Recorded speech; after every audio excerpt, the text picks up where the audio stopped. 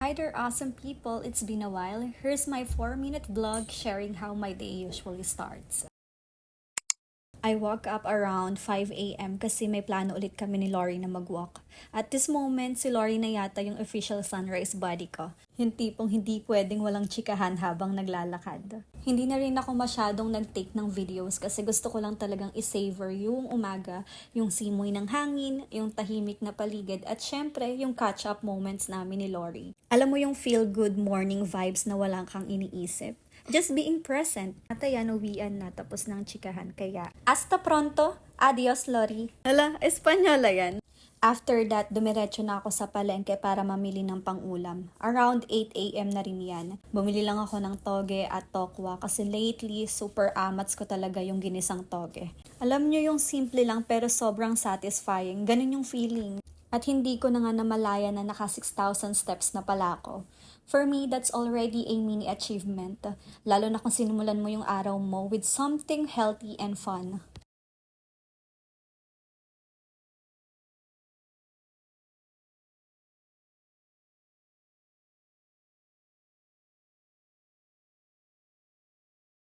Pag-uwi ko, diretso ligo agad para makapagluto ng maaga. Para naman makakain na rin yung mga bagets bago sila pumasok sa school. So ayun, panoorin nyo na lang ako magluto-lutuan dyan sa screen. By the way, question of the day. Anong ulam nyo for today? Comment down below. Baka makakuha ako ng idea para sa next meal. Or pakishare nyo na rin kung ano yung comfort food nyo kapag umuulan. O di kaya pag gusto nyo lang mag-relax. Before magluto, I always make sure to clean up my cooking space. Hugasan yung mga ginamit sa panggayat, ibalik sa pwesto yung mga gamit, and wipe the counters para fresh tignan bago magluto. Alam mo, simple lang siya, pero it really makes a difference. Kasi kapag malinis yung paligid mo, parang lumilinaw din yung isip mo. You move better, you think better, and you feel lighter. It's not just about tidying up.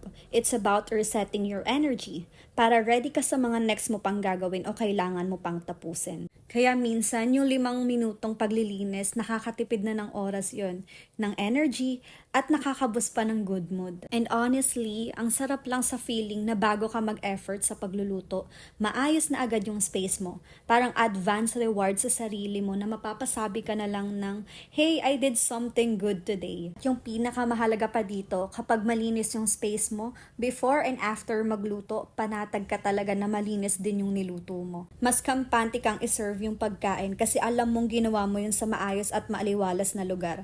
Mukha lang hindi maaliwalas yung space ko dyan kasi madilim dahil pundido yung ilaw namin. Please bear with me guys. At heads up lang ha, alam kong napansin yung humawak ako ng basahan dyan. Pero don't worry, kasi naghugas ako ng kamay, as in hugas talaga with soap.